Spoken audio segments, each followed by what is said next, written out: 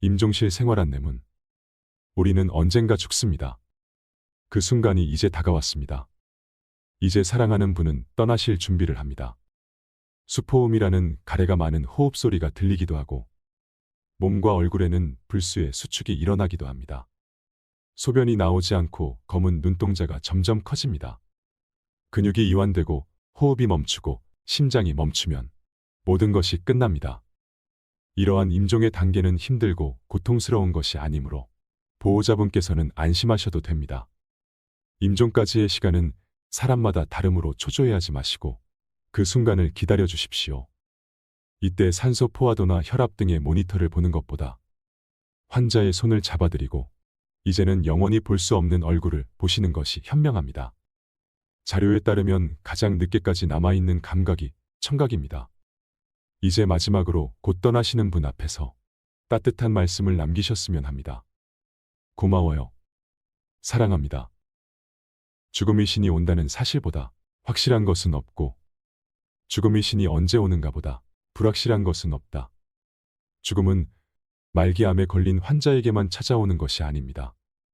건강한 우리도 내일 당장 죽을 수 있습니다. 죽음은 자신이 찾아가는 사람에 대해 궁금해하지 않기 때문에 그 사람이 인생에서 얼마나 기막힌 일을 겪었는지, 앞으로 해야 할 일이 얼마나 많은지 아무것도 묻지 않습니다. 자비도 연민도 베풀지 않습니다. 그래서 우리는 죽기 전에, 더 늦기 전에 우리의 마지막과 접촉해야 합니다. 오늘은 호스피스 의사가 전하는 삶과 죽음에 관한 이야기를 들려드리고 싶습니다. 이번 영상을 준비하면서 우리의 삶이란 참 가엾고도 찬란하다는 생각이 들었는데요. 죽음을 앞둔 사람들에게서 어떻게 살아야 하는지를 배우는 소중한 시간이 되길 바랍니다. 도저히 이겨낼 수 없을 것 같은 절망에 맞닥뜨렸을 때 편안한 죽음을 맞이하는 환자들의 공통점. 나는 드라마를 좋아한다. 책도 좋아하고 영화도 좋아하지만 드라마는 크게 시간을 내거나 마음을 먹지 않아도 집에서 텔레비전을 켜는 것만으로도 볼 수 있으니 내 일상에서 가장 손쉬운 휴식인 셈이다. 나도 대부분의 사람들처럼 해피엔딩을 좋아한다. 드라마가 이어지는 내내 주인공이 불운으로 점철된 시간을 보냈더라도 해피엔딩으로 마무리되면 문득 안도하게 되는 것이다. 다행이야, 이제 주인공은 행복해지겠구나 하고 말이다. 호스피스 병동에 근무하면서 마지막 회가 중요한 건 드라마만이 아니라는 걸 깨닫는다. 호스피스는 인생의 마지막 회다. 허구인 줄 알면서도 드라마조차 해피엔딩으로 마무리되기를 바라는 게 사람 마음인데 현실의 마지막은 말해 무엇하랴. 통증 없이 편안하게 죽음을 맞이하는 것. 그것이 우리 모두가 바라는 해피엔딩일 것이다. 나는 이곳에 와서 편안하게 삶을 끝내는 환자들에게 공통점이 있다는 사실을 알게 되었다. 그들은 요즘 유행처럼 번지는 웰다잉 지도자 자격증을 보유한 것도 아니고 입관 체험도 해본 적 없다. 사전 의료 지시서나 유서 등으로 삶을 미리 정리해둔 사람들도 아니다. 하지만 그들은 두 가지를 정확하게 알고 있었다. 첫 번째는 자신이 암에 걸렸고 더 이상의 적극적인 치료가 무의미하다는 사실이고, 두 번째는 죽음은 인생의 실패가 아니라 누구나 거쳐가야 하는 과정이라는 사실이다. 사랑하는 사람을 먼저 떠나보냈거나 죽음에 가까이 있었던 사람은 자연스레 긍정적인 죽음관에 이르는 것 같다. 자식을 앞세운 부모나 장애가 있는 사람이 편안한 죽음을 맞이하는 경우를 종종 보았다. 하지만 보통 사람들은 자신의 마지막이 가까워져서야 죽음에 대한 생각을 한다. 긍정적인 죽음관도 나쁜 소식을 알고 나서야 가능하다. 그러나 나쁜 소식을 알리는 것은 가족 사이의 정이 두터운 우리나라 사람들이 가장 어려워하는 일이다. 하지만 중요한 건 나쁜 소식을 모르는 사람에게는 긍정적인 죽음관도 없다는 것이다. 아버지는 평소에도 성격이 급하고 성마른 분이셨어요. 말기 대장암이라는 걸 알면 견디지 못하실 거예요. 보호자분께서는 배가 많이 아프셨던 적 있으신가요? 그럴 때 병원에 가서 초음파를 하거나 위장 내시경을 해보셨지요? 어떠셨어요? 원인과 병명을 정확하게 알고 나면 약을 먹지 않아도 통증이 조금 덜해지지 않던가요? 아버님도 마찬가지예요.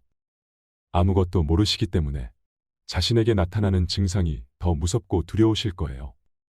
그동안 아버님께서 얼마나 많은 검사를 받으셨어요. 분명히 아버님도 어떻게 된 일인지, 왜 이런 일이 생기는지 알고 싶으실 거예요. 아버지도 벌써 눈치챘을지 몰라요. 저희가 간접적으론 알려드렸거든요.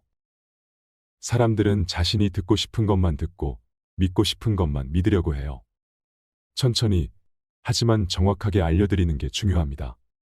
보호자분이 허락하시면 제가 도와드릴게요.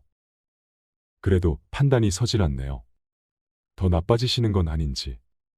나빠지지 않더라도 처음 며칠 동안은 당연히 많이 힘들어 하실 거예요. 그때는 저희가 같이 도와드려야죠. 때로는 약물도 도움이 되고요. 사실을 숨길 때는 진심의 말을 건네기 어렵지만 환자가 사실을 알고 나면 대화도 쉬워져요. 그렇게 며칠만 견디면 대부분 평안을 찾아요. 오히려 고마워하시기도 하고요. 다소 거칠거나 모관한 성격이었던 분이 삶을 돌아보면서 따뜻하게 변하는 경우도 많아요. 보호자와 이런 대화를 나누는 자리에서 나는 늘 말이 많아진다. 애타는 마음으로 부탁하고 설득한다. 포기하지 말아야 한다. 내 말에 따라 누군가의 마지막이 달라지기 때문이다. 나쁜 소식을 알면 불안해할 것이라는 예상과 달리 왜 환자들은 더 편안해질까? 나는 그것이 진실의 힘이라고 생각한다. 암 환자를 나약한 존재로 단정 짓지 않고 아프기 전과 같은 인격체로 본다면 우리는 환자에게 앞으로 일어날 일들에 관해 정확한 정보를 제공해야 한다. 아버지에게 치료가 무의미하다는 말을 해도 불효자식이 아니다. 아내에게 남은 시간이 많지 않다는 말을 해도 잔인한 남편이 아니다. 우리는 그를 사랑하지만 나쁜 소식을 알려야 한다. 우리는 그를 사랑함으로 나쁜 소식을 더욱 알려야 한다. 남은 시간이 많지 않다는 것을 알게 된 환자는 그의 성정대로 뒷정리를 할 것이다. 누군가는 책상 서랍을 깨끗이 치워놓을 것이다. 누군가는 소원했던 사람들을 만날 것이다. 가족들의 심정에 비하겠느냐마는 아침 저녁으로 얼굴을 마주하는 나의 환자에게 비극적인 말을 꺼내는 것은 내게도 힘든 일이다. 나도 백색 가운을 입은 의사이기 전에 된장 냄새 풀풀 나는 한국 사람이기 때문이다. 그러다 호스피스 경험이 쌓이면서 진실을 정확하게 알고 있는 환자의 경우 통증 조절이 훨씬 수월하다는 것을 알게 되었다. 고통과 통증의 문제에 비하면 삶을 어떻게 정리할 것인가는 오히려 나중 문제다. 사랑하는 이가 아프지 않게 떠날 수 있도록 배려하는 것, 그것이 우리가 나쁜 소식을 알릴 용기를 내야 하는 이유다. 죽음과 죽어감에 대한 진실. 춘복 아주머니는 배가 남산만했다. 말기췌장암이 12지장을 침범해서 장이 꽉 막혀버렸다. 서울 모 대학병원에서 우리 병동으로 전원해 올 때 이미 장폐색이 온 상태여서 통증이 심했다. 그녀에게는 남편과 세 딸이 있었는데 그 중에서 미혼이었던 둘째 딸은 누가 봐도 병적인 정도로 엄마에 대한 애착이 심했다. 다행히 호스피스에 입원한으로 통증이 조절되고 불러오던 배도 가라앉자 춘복 아주머니와 가족은 한숨을 돌렸다. 몇 년 동안 정신없이 암치료에만 전념했던 그들은 이제야 평온을 찾았고 춘복 아주머니의 조금 남은 삶에도 여유가 생겼다. 그리고 행복해했다. 아니, 이게 대체 무슨 일이에요? 입원한 지 열흘쯤 되는 날, 이른 아침에 일선 간호사한테서 연락이 왔다. 춘복 아주머니가 퇴원하고 싶어 한다는 거였다. 사연을 알아보니 기가 막혔다. 둘째 딸이 대구의 모 대학병원 일반외과 교수님께 의뢰해서 수술을 하러 간다는 것이었다. 말기 암 환자에게는 의미 없는 시도였다. 나를 비롯한 춘복 아주머니의 남편도 말렸지만 둘째 딸의 고집을 꺾지 못했다. 둘째 딸은 고등학교 때 가출을 하는 등 춘복 아주머니의 속을 무더니도 썩이던 딸이었다고 했다. 불효가 한으로 남은 나머지 아직 어머니를 보낼 수 없다고 생각하는 마음은 충분히 이해하지만 주치의로서 안타까움을 금할 길이 없었다. 얼마 남지 않은 삶 동안 어머니가 해야 할 일이 얼마나 많은데 결국 그렇게 떠난 춘복 아주머니는 2주일 후 첫 딸과 막내딸이 사정사정해서 이곳으로 다시 돌아오기는 했지만 이미 임종 단계였다. 병원이 심해 병원에 가서 수술도 못하고 매일 통증에 시달리다가 이 지경이 되었다고 했다. 춘복 아주머니는 유언은커녕 의식불명 상태로 있다가 허무하게 눈을 감았다. 말기 암 환자들은 거의 임종 직전까지 맑은 정신으로 살아가기 때문에 호스피스 병동은 그래도 낫다. 치매 환자들이 머무는 요양병원에는 고함을 지르고 대소변을 가리지 못하고 자식조차 알아보지 못하는 사람들이 대부분이다. 과거를 기억하지 못하고 얼마 남지 않은 미래를 생각할 수도 없다. 과거와 미래라는 양쪽 출구가 모두 막힌 채 어두운 미로를 헤매는 그들에게 과연 장수는 신의 축복일까? 나는 죽음의 긍정적인 의미를 이해하면서도 내 가족, 내 환자의 죽음이 여전히 두렵다. 가끔 죽어감이 길어지는 환자가 있다. 저럴 바엔 하루라도 빨리 가시는 게 낫지 않을까요라고 말하며 한숨을 내쉬는 보호자 앞에서 나는 긍정도 부정도 하지 못한다. 아니, 할 수 없는 것이다. 고백하건대 나는 아무리 죽어감이 길어지는 환자라도 단 한 번도 그가 조금이나마 일찍 세상을 떠나기를 바란 적이 없다. 누군가는 가족이 아니라서 그렇다고 할지 모르지만 죽어감과 죽음에 대한 진실을 안다면 결코 그런 마음을 품을 수 없다. 죽어감과 죽음에 대한 진실에 도달하기 위해 우리는 여러 방식으로 죽음에 접근할 수 있을 것이다. 임상의학적으로만 설명하자면 임종의 단계부터 임종에 이르는 시간까지는 사람마다 다르다. 하지만 대부분 임종에 들어가기 며칠 전부터 먹고 마시고 싶은 생각이 없어지고 잠자는 시간이 길어진다.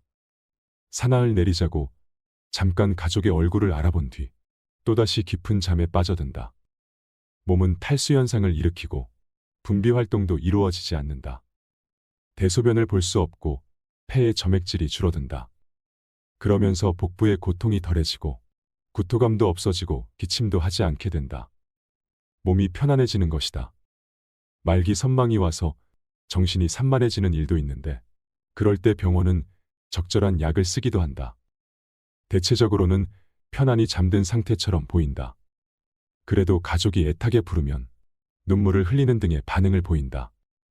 가족들은 환자의 손을 잡고 혼자가 아니라는 것을 알려주기도 하고 종교 음악을 틀어주거나 성경이나 경전의 구절을 들려주기도 한다. 마지막 순간이 되면 수포음이라고 하는 호흡 소리가 들리는 일도 있다. 호흡은 불안정해지고 몸과 얼굴의 불수의 수축이 일어난다.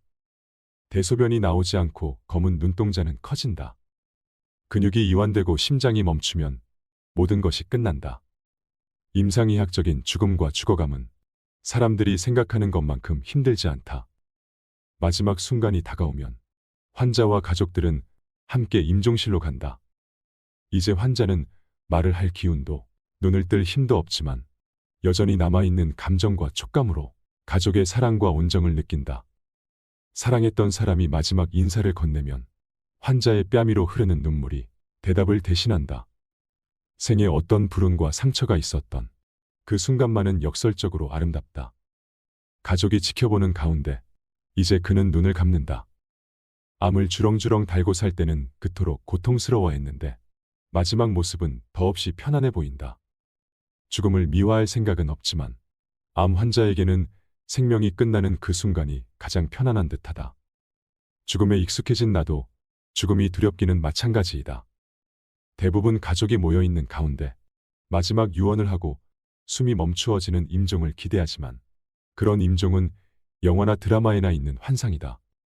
그래서 삶을 배우듯이 죽음과 죽어감도 배워야 한다. 불확실한 미래, 그리고 그렇게 행복하지 못할 것 같은 미래를 두려워하지 말고 그저 의연하게 살아가는 것이 최선이다. 생명의 건전지가 닿을 때까지 그저 사는 것이다. 해탈하는 것은 의연하게 죽는 것이 아니라 태연히 누군가를 도와주면서 또는 누군가에게 도움을 받으면서 살아가는 것이다. 마지막 삶의 의미를 부여하는 것이 인간다운 죽음을 가능케 하는 핵심이다.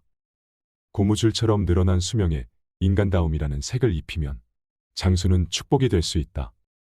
아무리 애를 써도 누군가를 용서할 수 없을 때 58살의 순자 아주머니가 입원하던 날 호스피스 병동에 한바탕 소동이 일었다. 아랫배가 불룩 튀어나온 난소암 환자인 그녀는 암성 통증이 심해서 남편과 함께 무작정 호스피스 병동 외래로 왔다. 하지만 호스피스 병동에 빈 병실이 없었기 때문에 순자 아주머니와 남편은 일반 병동에 어렵게 병실을 구했고 4층 입원실로 가기 위해 총무과 앞을 지나는 중이었다. 그날따라 총무팀장은 직원의 실수로 화가 많이 나 있었고 그 때문에 총무과의 분위기가 좋지 않았던 것 같다. 순자 아주머니가 총무과 앞을 지나는데 반쯤 열린 문 사이에서 플라스틱 접시가 날아왔다. 화가 난 팀장이 사무실 문에 접시를 던진 것이었다. 다행히 아무도 다치지는 않았지만 고의로 접시를 던졌다고 생각한 아주머니의 남편은 총무과를 뒤집어 놓다시피 하며 무섭게 화를 냈다. 직원들이 뛰쳐나와 아주머니에게 던진 것이 아니라고 해명했지만 소용없었다. 나는 그의 화를 가라앉히느라 진땀을 뺐다. 물론 어떤 경우라도 병원에서 물건을 던지는 상황은 없어야 했다. 하지만 고성과 욕설을 퍼부어대는 그의 분노는 지나친 감이 있었다. 그때만 해도 나는 그가 왜 그렇게까지 화가 났는지 이해하지 못했다. 순자 아주머니가 호스피스를 찾아오기 3주 전, 나는 순자 아주머니 남편을 만난 적이 있었다.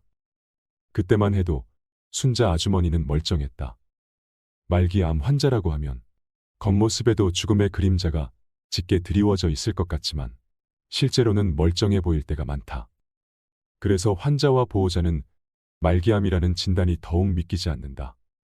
이렇게 잘 먹고 잘 지내는데 곧 죽을 거라니, 더구나 죽기 직전에나 간다는 호스피스로 연계한다니 받아들이기 힘들다. 그것은 의사가 말하는 말기암과 일반인이 생각하는 말기암이 의미상 큰 차이가 있기 때문이다. 의학적으로 말기암이란 죽기 직전의 상태가 아니라 더는 항암제가 암세포를 죽이지 못하는 시기를 뜻한다. 순자 아주머니도 마찬가지였다. 그는 아주머니가 국립암센터에서 호스피스로 연계되자 딱 한 번 상담하러 갔을 뿐 병원과 연락을 끊어버렸다. 호스피스에 관해 오해하고 있던 남편은 아주머니를 시골의 한 요양병원으로 보냈다. 아주머니는 가족들과 떨어진 채 그곳에서 근거 없는 대체요법을 받아야 했다. 그곳에서 지내는 동안 그녀는 상태가 많이 나빠졌고 무엇보다 통증이 너무 심해졌다. 한 시간도 헛되이 보낼 수 없는 인생의 마지막 3주를 낭비해버린 셈이었다. 난소암 덩어리로 아랫배가 부풀 대로 부풀어 오른 뒤에야 그녀는 남편과 아들의 부축을 받아 호스피스 병동으로 올 수 있었다. 총무과에서 날아온 접시로 온 병동이 발칵 뒤집힌 바로 그날이었다. 어디가 가장 불편하세요? 내가 순자 아주머니에게 드린 첫 질문이었다. 그녀는 내 얼굴을 물끄러미 쳐다보며 말했다. 그냥 빨리 죽여주세요. 이렇게 아픈 것보다 죽는 게 낫겠어요. 그리고 난 저희랑 1시간도 같이 있기 싫어요. 내가 침상 옆에 서 있는 남편과 아들을 바라보자 두 사람은 당혹스러움을 감추지 못한 채 서로의 얼굴을 슬그머니 외면했다. 죽음은 숨기고 싶었던 삶의 비밀을 서슴없이 내보인다. 이 가족에게도 말 못할 갈등이 있는 게 분명했다. 다음 날 회진을 가보니 다행히 밤사이 통증은 없었다. 그런데 아주머니의 턱 밑으로 5cm 정도 찢어진 상처가 보였다. 일단 상처를 꿰매고 드레싱을 했다. 전날 아주머니는 무슨 일 때문인지 남편과 심하게 다투고 혼자 병실에 남겨졌다고 했다. 간호사의 도움을 한사코 마다한 아주머니는 결국 밤에 혼자 화장실에 가다가 넘어졌고 턱이 찢어졌다. 남편이 말기암인 아내와 싸우고 혼자 남겨둔 것은 별일이 아니지 않았다. 걱정스러운 것은 아주머니에게 남은 시간이 많지 않다는 것이었다. 순자 아주머니는 폭력과 폭언을 일삼는 남편 때문에 순탄치 않은 결혼 생활을 했고 2년 전 남편과 별거한 뒤 아들과 함께 살았다. 그동안에는 무조건 참고 견디며 가정을 유지했지만 암에 걸리고 극심한 통증이 찾아오면서 인내심이 한계에 다다른 것이었다. 하지만 나는 얼마 되지 않는 시간이 남아 순자 아주머니의 남편을 보면서 그가 자기 나름의 방식으로 아주머니를 사랑한다고 느꼈다. 사랑하지 않는다면 무관심할 테지만 그는 아픈 아내를 등에 업고 시골에서 올라왔던 사람이었다. 아내 앞으로 접시가 날아왔다고 총무과를 뒤엎었던 사람이었다. 나는 아주머니의 남편과 상담을 했다. 그는 눈물을 글썽이며 말했다. 나는 우리 마누라를 삶의 보석으로 생각해요. 내 방식대로 의지하고 사랑했습니다. 입원한 날 거칠게 고함치던 사람이 맞나 싶을 정도로 그의 눈빛과 목소리에서 진심이 느껴졌다. 상담이 끝날 때 그는 내게 약속해 주었다. 얼마 남지 않은 아내의 삶 속에서 부드러움과 따뜻함을 보여주기로. 그리고 나는 순자 아주머니에게 부탁했다. 남아있는 가족을 위해 마지막 선물을 준비하라고. 여느 때의 나라면 환자와 보호자에게 얼마 남지 않은 삶이나 마지막 선물 같은 직설적인 표현을 쓰지 않았을 것이다. 그러나 이 가족 중에 가장 건강한 사람은 떠나야 하는 순자 아주머니였다. 행복의 열쇠를 쥔 사람도 그녀였다. 약속대로 순자 아주머니의 남편은 달라졌다. 움직이지 못하는 그녀를 정성껏 씻기고 닦았다. 죽을 한 숟가락씩 떠먹이고 그녀의 입가를 훔쳐주었다. 깍두기를 좋아하는 아내를 위해 직접 깍두기를 담가와서 온 병실에 시금털털한 깍두기 냄새를 풍기기도 했다. 아주머니가 입원한 지 2주쯤 지난 어느 회진 시간이었다. 내가 병실에 들어서자 순자 아주머니는 남편과 아들을 돌아보며 환한 목소리로 말했다. 진작 당신이 이렇게 해줬으면 얼마나 좋았어요. 정말 행복해요. 이제 삶이 정말 조금밖에 안 남았다고 했던 선생님 말씀 기억해요. 그런데 살면서 요즘처럼 행복한 적이 없었네요. 이렇게 모두 아쉬워할 때 떠날래요. 정말 고마워요.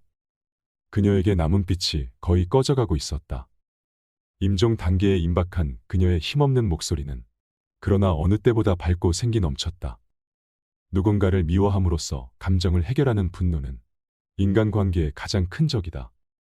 우는 아이를 달래는 것보다 성난 아이에게 다가가기가 훨씬 어려운 이유는 감정이 전염되기 때문이다.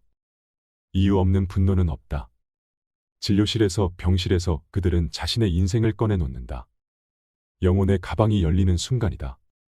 환자나 그 가족의 분노에 대처하는 가장 좋은 방법은 무조건 미안하다고 하는 것이다. 분노가 사그라지면 삶도 보이고 죽음도 보인다. 그때 비로소 암의 통증도 삶의 통증도 치유된다. 그래도 그에게 다가온 죽음을 내쫓아줄 수 없으니 의사로서 나는 늘 미안하다.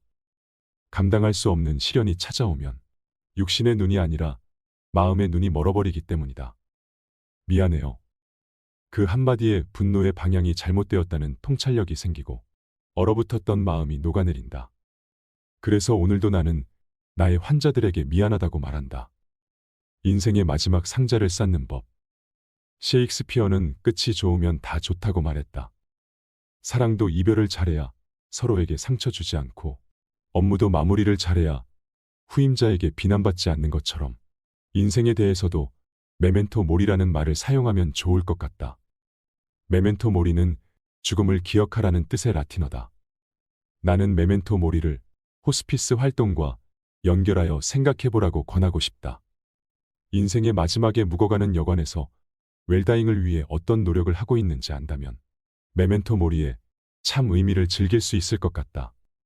자기만의 상자를 차곡차곡 쌓아가는 작업이 인생이라면 가장 꼭대기에는 죽음이라는 이름의 상자가 자리한다. 이 상자를 잘 올려놓으면 이 생이 안정적으로 완성되지만 잘못 올려놓으면 기껏 쌓은 상자가 와르르 무너질 것이다. 사람이 혼자 죽을 수 없다는 것은 그 마지막 상자를 혼자 쌓을 수 없다는 뜻과 같다. 남는 사람이 떠나는 사람의 인생을 함께 돌아봐줄 때, 떠나는 사람을 위해 아낌없이 자신의 시간을 내어줄 때, 비로소 웰다잉, 마지막 상자 쌓기가 끝난다. 미분 할머니가 다시 살아났다. 오후 10시 간호사들은 산소 수치가 떨어지고 호흡이 가파진 미분 할머니를 임종실로 옮겼다. 말기 폐암인 미분 할머니는 머리와 골반뼈로 암이 전이되어 호스피스에 입원했다. 2주 전부터 하루 종일 침대에만 누워 계셨는데 이제 떠날 시간이 된 것이었다. 그런데 다음 날 내가 출근했을 때 미분 할머니는 여전히 임종실에 계셨고 훤칠한 키의 검정 양복을 입은 젊은이가 할머니 옆을 지키고 있었다. 나는 한눈에 그가 미분 할머니의 손자임을 알아보았다. 우리 손자는 치과의사야. 손자가 아니라 금덩이지하고 평소에도 손자 자랑이 유난하셨던 할머니였다. 손자 부부와 돌이 막 지난 증손자가 함께 찍은 사진이 할머니의 휴대폰 배경화면이었다. 곧 돌아가실 것처럼 위독해 보이던 미분 할머니는 어쩐 일인지 통증과 호흡곤란이 없어지면서 안정된 상태가 되었다. 할머니 옆에서 밤을 지새운 손자가 출근을 하자 다른 가족들이 교대로 할머니의 곁을 지켰다. 그리고 다음 날도 할머니는 편안했다. 의식은 없었지만 임종실을 나와 일반 병실로 옮겨도 될 만큼 안정을 되찾으셨다. 미분 할머니는 손자 손부와 사이가 좋았지만 큰아들 큰며느리와는 불편한 관계였다. 아들과 며느리는 내내 방관자였다. 할머니가 손자 집에 다녀오고 싶다고 하셔서 내가 외박을 허락해드렸을 때에는 며느리가 병동을 발칵 뒤집어 놓기도 했다. 그녀는 내게 왜 외박을 허락했느냐며 할머니 때문에 자기 아들이 힘들었다고 따졌다. 며느리의 거친 언사보다 내게 더 큰 상처가 된 것은 생애 막바지에서 가족의 눈치를 봐야 하는 미분 할머니의 고개 숙인 모습이었다. 며느리와 달리 할머니에 대한 애정이 지극했던 손자가 어머니가 할머니한테 하시는 만큼 저도 어머니한테 하겠습니다 하고 말한 다음부터 며느리는 병동에 발걸음도 하지 않았다. 할머니의 죽어감이 길어지자 아들이 상담을 요청해 왔다. 상담실에 들어선 그는 잔뜩 화가 나 있었다. 할머니가 목욕을 하시면 건강이 더 안 좋아질 것 같아서 내가 목욕을 하지 못하게 했는데 그게 불만이라고 했다. 하지만 그 불만은 사소한 것에 불과했다. 진짜 그를 화나게 한 것은 호스피스 팀이 할머니의 상태를 잘못 판단해 임종실로 옮기는 바람에 그가 막내 아들 대학 졸업식에 참석하지 못한 일이었다. 두 번째로 화나게 한 것은 할머니가 제때 떠나지 않아서 골프 약속을 취소한 일이었다. 임종실로 할머니를 옮긴 간호사의 말에 의하면 그는 간호사에게도 심하게 화를 냈다고 한다. 30즈음에 남편을 떠나보내고 홀로 사남매를 키운 미분 할머니였다. 어머니의 인생을 추억하고 존경한다면 그럴 수는 없었다. 나는 아들의 불만에 대해 대답하는 대신 내가 본 미분 할머니에 대해 이야기했다. 할머니와 함께 지낸 한 달 보름 동안 저는 정말 행복했습니다. 아드님은 병동에 잘 오시지 않아 모르시겠지만 할머니는 동화책을 읽어드리면 집중해서 들어주시고 박수도 쳐주셨습니다. 카랑카랑한 할머니의 목소리가 그립네요. 요즘도 여자 혼자 자식을 키우는 건 힘든 일입니다. 할머니가 그토록 어렵고 힘든 길을 걸어오신 분이라는 것 누구보다 아드님이 잘 아시겠지요. 그런 할머니의 인생에 이제 막이 내려가고 있습니다. 다른 사람들보다 조금 천천히 내려가고 있습니다. 조금 긴 임종 단계는 남아있는 사람들을 위한 할머니의 마지막 배려라고 생각하시면 안 될까요?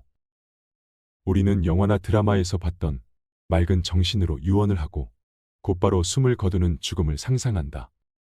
하지만 죽음 이전에는 죽어감의 시간이 있다.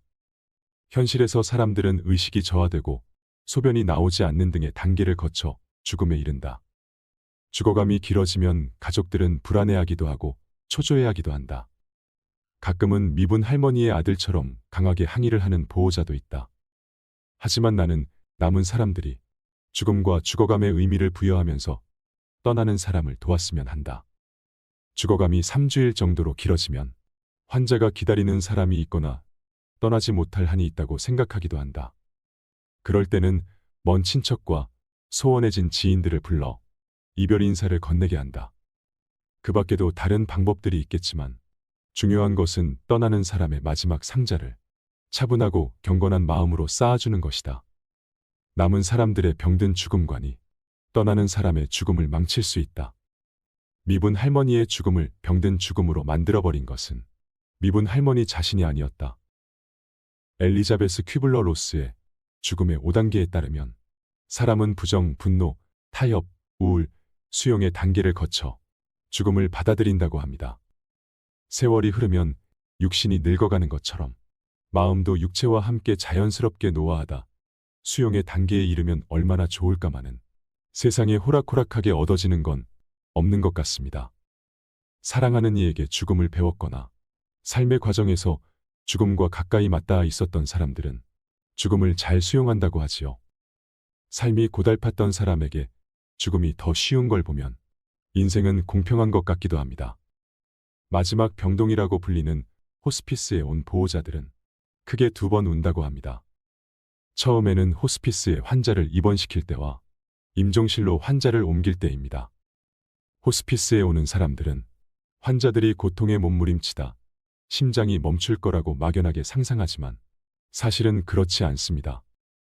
떠날 이들은 마지막까지 남은 이들을 걱정하고 남은 이들은 따뜻한 온기를 전하기 위해 메마른 환자의 손을 한 번이라도 더 어루만집니다. 간혹 죽으러 가는 곳이라는 인식 때문에 호스피스에 입원하는 걸 꺼리는 경우가 많지만 그곳에도 삶이 있습니다. 떠나는 길이 외로울까 임종실의 벽화를 그리는 봉사자. 노래교실이 열릴 때마다 자신의 18번 곡을 흥겹게 부르는 환자. 웃으며 이별 여행을 떠나는 환자와 가족들. 그들 각자의 사연 속에는 우리의 삶과도 닮은 부분이 많습니다. 1000번의 죽음이 내게 가르쳐 준 것들. 이 책의 저자 김효환 의사는 죽음은 독학할 수 없고 다른 이들에게 배워야 한다고 합니다. 시간과 마음을 투자해서 죽음을 배우면 죽음이 달라지는 것이 아니라 삶이 달라진다고 말하죠. 여러분도 시간과 마음을 투자해 자신의 마지막 모습을 용기 있게 마주해 보면 좋겠습니다. 삶의 마지막을 생각하는 순간 더 찬란해지는 법이니까요.